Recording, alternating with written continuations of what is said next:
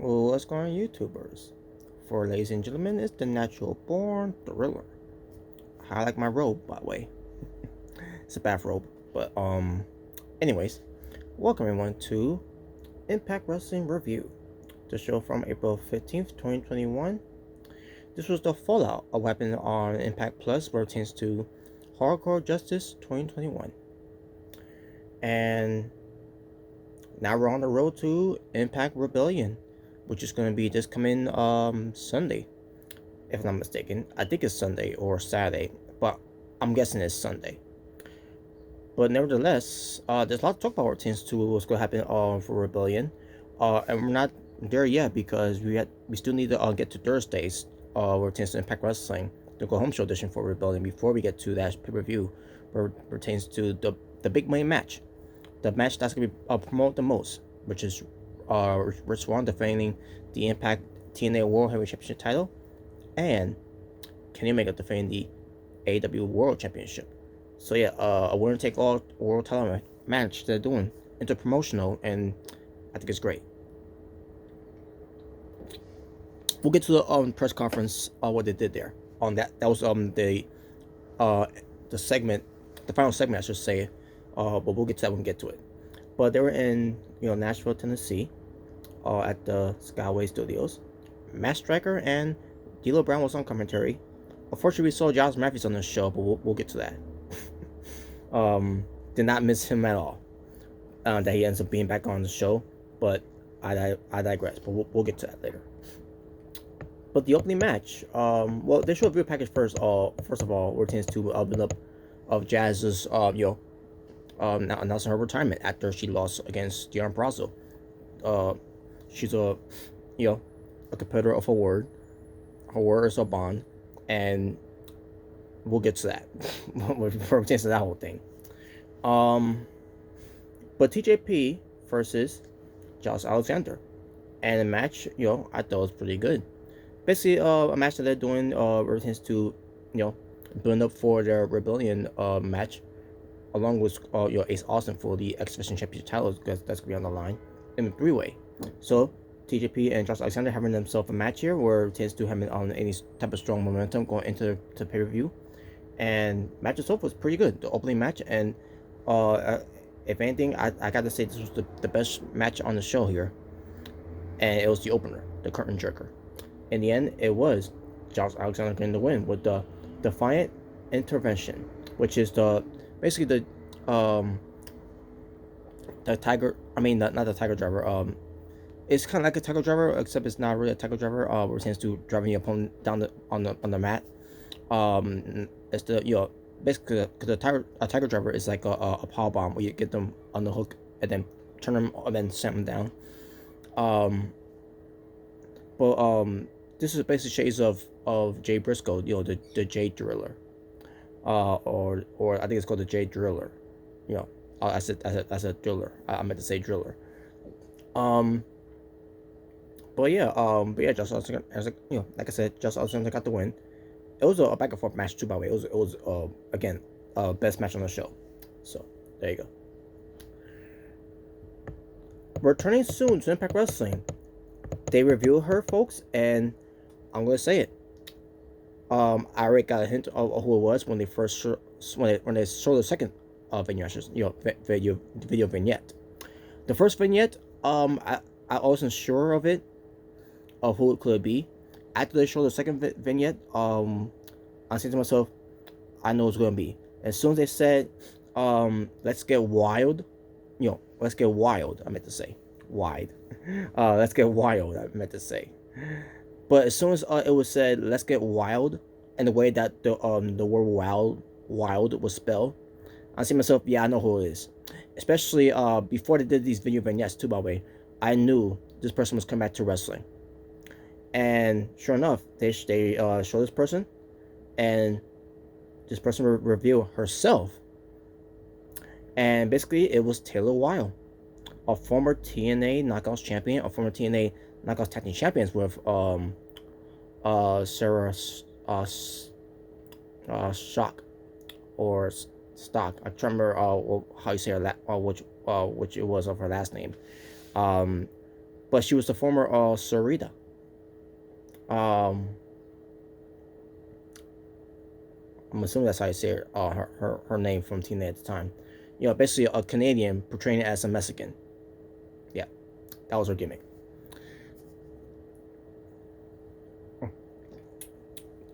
Reminds me of another Canadian portraying as herself as a Mexican, even though she's not really Mexican, in Tyra Valkyrie. Being called Wela Loca. Now in NXT as Frankie Monit or Monit, whatever. Again, it's whatever. Anyways, but the point is, that's who's returning. Taylor Wilde. Is she going to be wrestling? Of course, because why will she be back in professional wrestling? And I liked her. Here's the thing. I liked her. Not everyone was that into her, was returns to her wrestling and her personally, but I liked her. I liked her when she when I first saw her in the scenes of TNA wrestling, and I'm glad she's back. And hopefully things will get a lot more better with her being back in pro wrestling. Now, she's obviously she's got a little older. Don't know how the ring rust is going to affect her when she comes back, but this is her new thing now. Now I don't get what her gimmick's supposed to be with her coming back. I really don't know what it's supposed to be really, but she's got basically a top hat, and basically she look like a show, I guess a showgirl in a way. I don't know, but we'll see how that turns out. Will she make a return this coming week on Impact Wrestling, or will she make her return at Rebellion? We'll see. Maybe she'll return next week on Thursday. Returns to after the aftermath of Rebellion. We'll see. But either way, Taylor Wilde is coming back, and I can't wait to see her come back. And we'll see what she can bring to the bring back to the table, or what she's been missing out of. To be honest with you, she shouldn't have left in the first place. I don't know what was the reason why she left in the first place. Maybe they was moving away from her because Hulk Hogan and Eric Bischoff came in. I don't know, and maybe that's why she didn't end up coming back, whatever. Or maybe they just decided not to do anything with her anymore because they had nothing else for her, and they decided to let her go, whatever. I don't know. I don't really remember, don't recall of it, but that's something I need to look up later on. But we'll see. What they can do with her, to convince her to, that things will be different for her this time. So, Crazy Steve with Decays, Rosemary and Black Taurus versus Carl Anderson with Doc Gallows at ringside. And match itself, it was decent. Didn't really care about the match that much, but this match had to follow up of the best match on the show of TJP and Josh Alexander, and it was decent though. I still enjoyed the match though, but I don't get why there's feuds going on in the first place between Decay and the Good Brothers, to be honest with you. And I know it's gonna lead to Rebellion. I'm assuming it's gonna lead to. Oh no, I'm sorry. No, it's not. It's gonna lead to for this coming week the Golden Tradition of Decay versus Good Brothers before we get to the Good Brothers going up against Finjuice at Rebellion for the Impact Tag Team titles. Excuse me, I was gonna burp there. But in the end, it was Carl Anderson getting the window. And what to say about the match? Oh yeah, I guess Chris Steve got distracted with whatever. Yeah, that's what it was, a distraction. And Carl Anderson won with his spine buster. So surprising he won with the gun stun. But whatever. We get to Swingers Palace, and Josh Alexander was there, TJP was there, Ace also was there. Basically, they played some bets about their own matches of who's going to come out on top.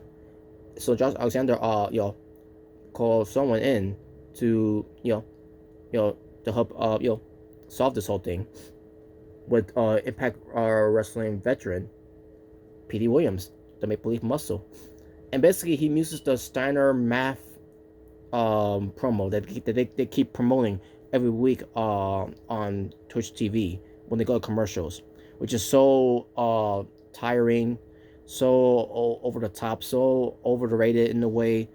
Look, I get it. Scott Steiner's promo, it was awesome at the time, but when they keep showing it every freaking time, every week, especially when they go to commercial on Twitch TV, it gets annoying, it gets tiring, and you don't want to see it anymore.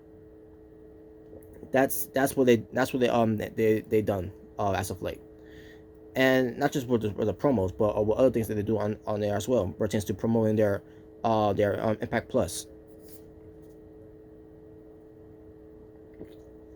What's going on with Mr. Santos, by the way? Oh, but yeah, if Mr. Santos can't come back, whatever, why can't he have someone else do the whole thing where they talk to the chat on Twitch TV? Why can't we do that anymore? Instead of doing this shit every time. But whatever. It makes me want to watch Access TV now. Even though I don't like those, even though I don't like nowadays commercials of it. But I rather watch Impact Wrestling on Access TV than watch on Twitch, because I'm getting sick and tired of watching, Impact Wrestling moments, promos, matches, and that they keep showing, when they go commercial break on Twitch TV. Girl on Cinema was right about that, by the way. Just saying.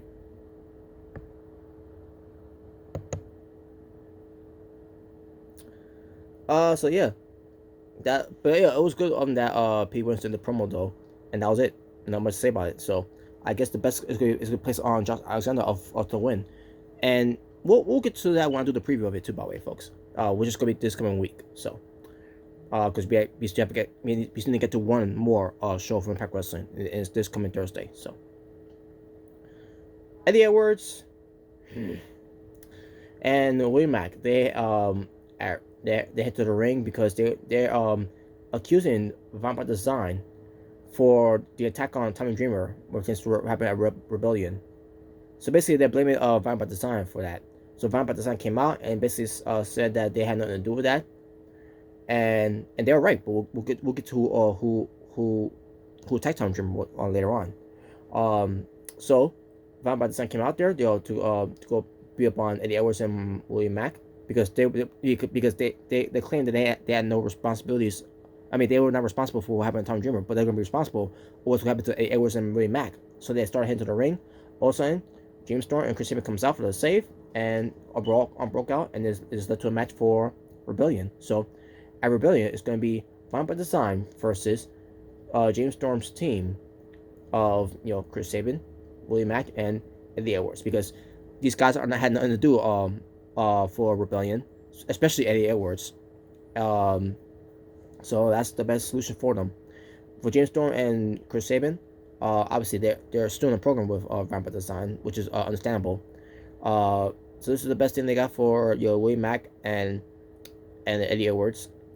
And I won't single out Eddie Edwards of it because what else can they have him do? They can't have him go after the world title, because he's I think eventually they will do that, which is gonna be annoying. That eventually later on he's gonna get a world title shot against Kenny Omega. Because let's face it, once that match happens between Rich Swann and Kenny Omega happens in Rebellion, Kenny Omega is going over, obviously.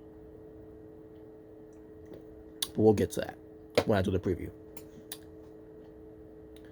Scott D'Amore tells the Knockouts champion, Deon Purrazzo, and unfortunately Susan is back.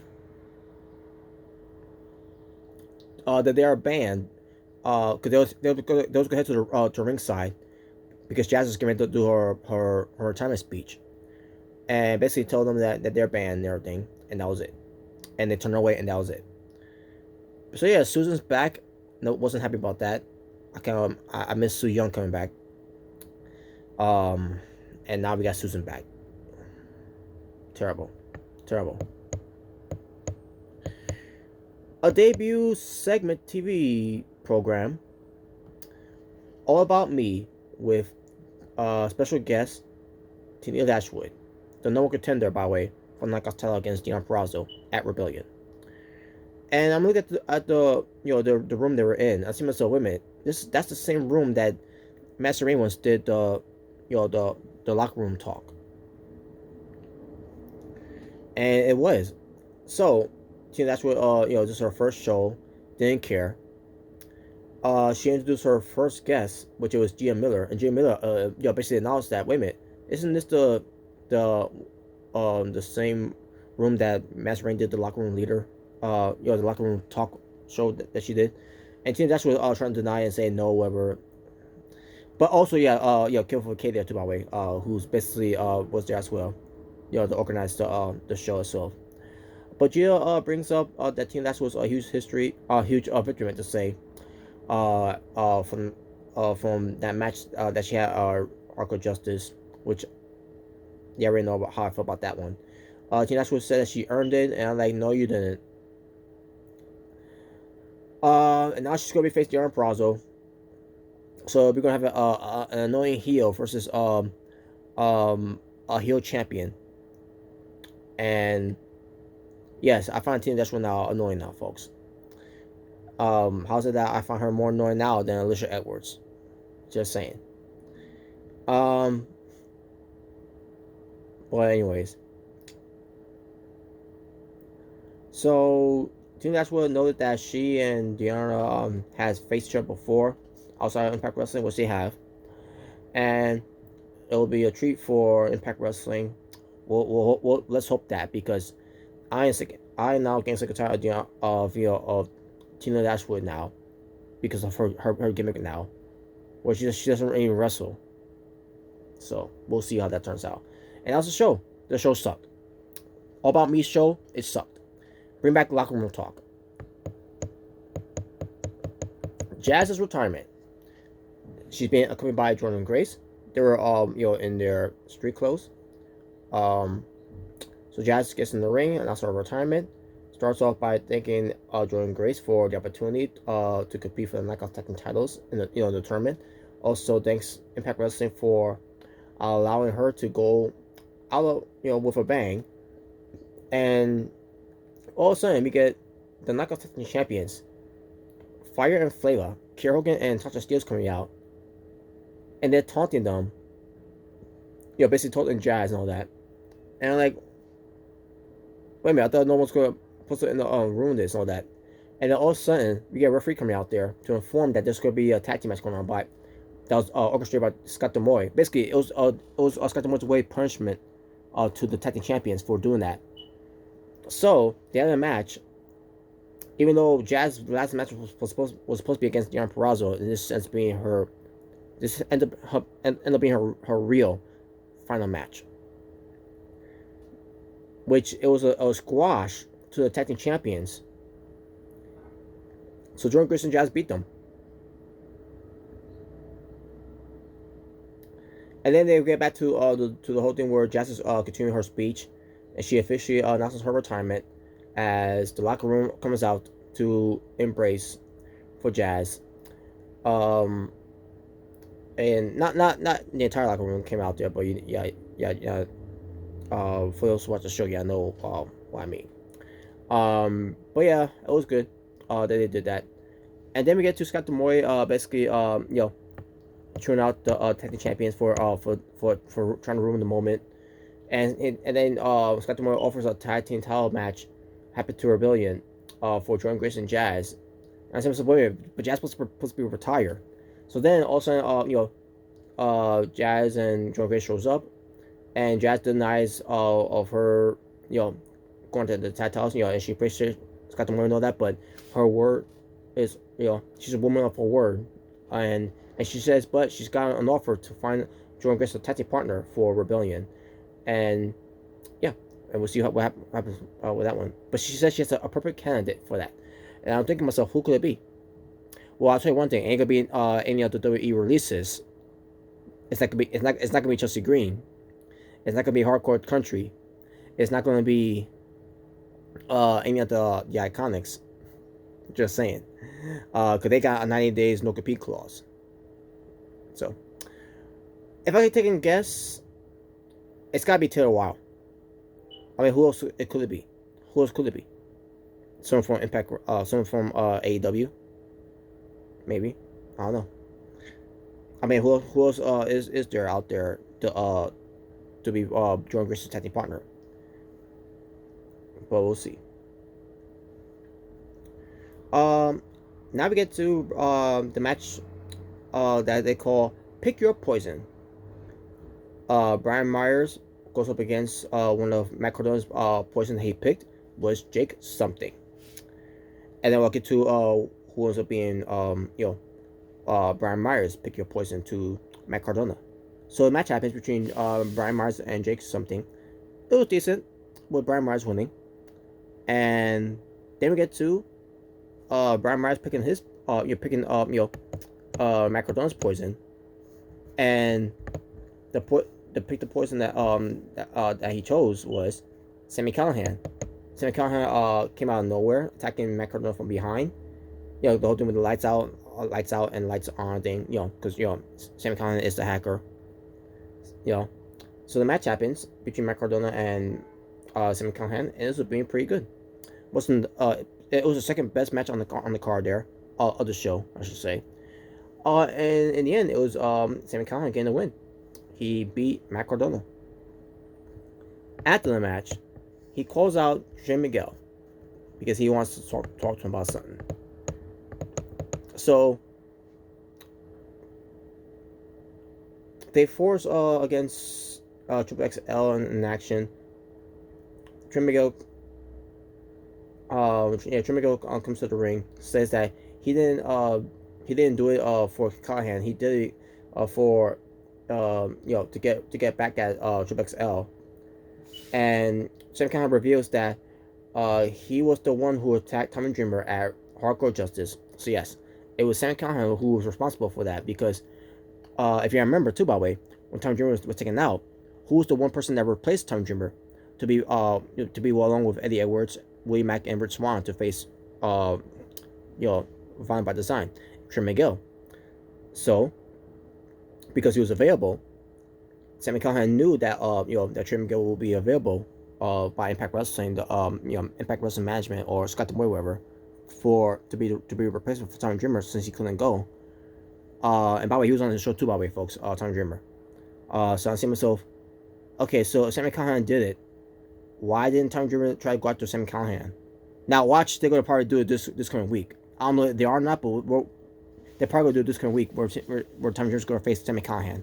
I don't know. Maybe they will, but maybe they won't. Who knows? Maybe they'll just ignore it, because Tommy Dreamer completely ignore the whole thing that he got attacked by Sami Callihan from Hardcore Justice. So who knows? But yeah, but this allowed Trey Miguel to replace, like I said, Tommy Dreamer for that hardcore war that they had.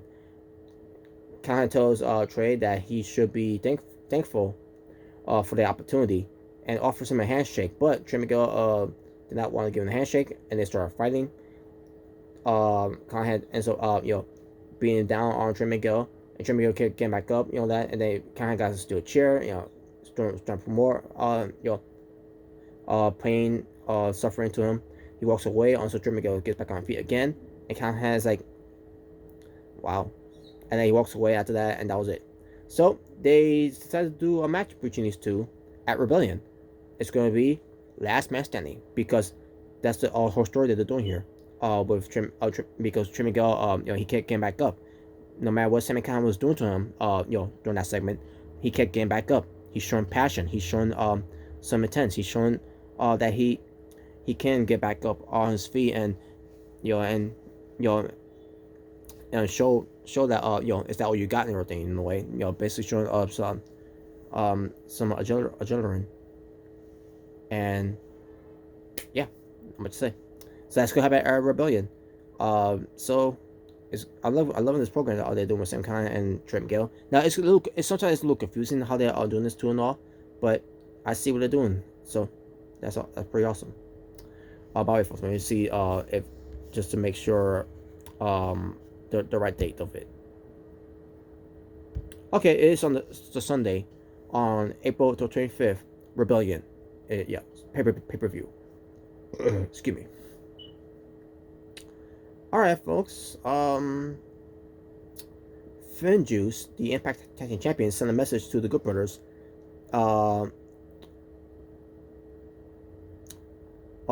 Because they're still in Japan, that the teams will be coming to Rebellion, and there you go. So they're on their way to back to the Impact, and yeah, for Rebellion. Meanwhile, this coming Thursday, which I'm gonna watch this coming Thursday, the Good Brothers will battle Decay. Tennille Dashwood goes up against Susan.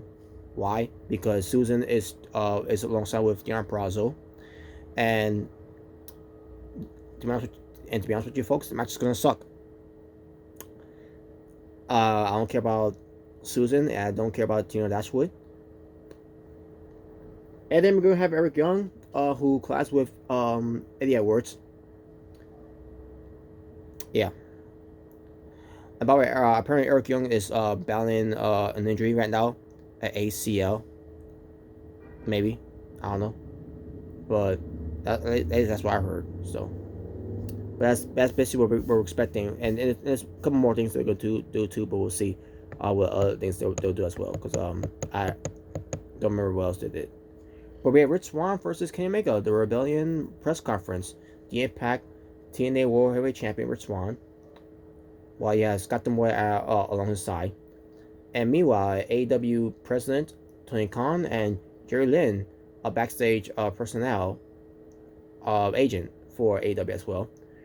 But no Kenny Omega, and there's no Don Callis. The AEW World Champion is not there. So, and the one who's hosting the press conference is of all people, Josh Matthews. So they decided to do the press conference without without Kenny Omega, excuse me. And you had Mike Johnson of PW Insider, with a question, with a chance of Rich Swann or Kenny Omega being committed to the other promotion if they would become unified champions. And both Scott D'Amore and Tony Khan ensure that whoever wins, they will be able to work a full schedule for both promotions. And as they should, because it's a winner take all. So, by the way, we still have yet to see any Impact or wrestling invasion to AEW's Dynamite, and I don't want to count the Good Brothers, because, to be honest with you, it's the Good Brothers, and we all know that the Good Brothers are friends with Kenny Omega and the Young Bucks, Bullet Club. So, unless we get some list of Impact wrestlers from Impact Wrestling to invade AEW Dynamite to make it to do this whole invasion thing, I don't include the Good Brothers at all. Yes, they were Impact Tag Team Champions at the time, but they don't have the titles anymore, so who cares? At this point, I just don't care anymore. If you don't want to do the invasion angle, why even try to do it in the first place? What was the point of this whole thing with Tony Khan, with this whole paid advertisement every week on that Tuesday? And since they can't do it no more because they moved to Thursdays now, so it's like it was all a waste.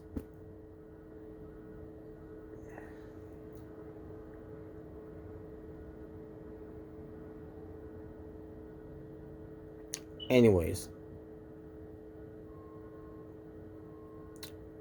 so Tony Khan also guarantees that the one way or another there will be a winner, and he brings an AEW referee to ensure that happens. Oh yes, an AEW referee to make sure everything if I was doing this whole thing, I will also include Impact Wrestling referees as well. If in case any shenanigans happens, AEW referee and an Impact Wrestling referee to be there or attend to this whole thing. But I digress. All of a sudden, AEW World Champion Kenny Omega and Don Callis shows up, music playing and everything. I'm like, my God.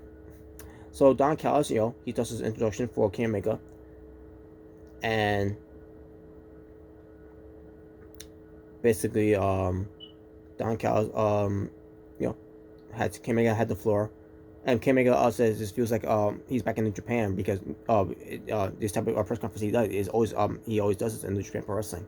So he says that he's been before speaking about the press conference before a big match, Omega tells Rich Swann that he doesn't blame him for being nervous, but ultimately he doesn't blame him, and doesn't belong in the history of making main event, Kingmaker calls Rich Swann the means to an end, and that when people look back on the match that opened the forbidden door, they're not going to remember him, which is true. Which is unfortunate though. But Kingmaker signs up, but oh yeah, so basically he want to go for a handshake for Rich Swann. Rich Swann gets up and all that, and then also Kingmaker slaps Rich Swann. Also a fight broke up and all that. Start breaking out. We get a pull apart from securities and all that, and that's how the show ended. That's how the show went off the air, and that was it. So there you go, folks. That will include the Impact Wrestling review from April 15th, 2021. 5 matches were the Toma Wrestling for Impact Wrestling from, again, April 15th, 2021. And my overall rating for the show, I'm going to go with a 7 out of 10. And that being said, folks, thank you for watching. No plus whatsoever or any sign outs whatsoever other than thank you for watching. For Is Natural Born Driller, saying peace on the streets and take care.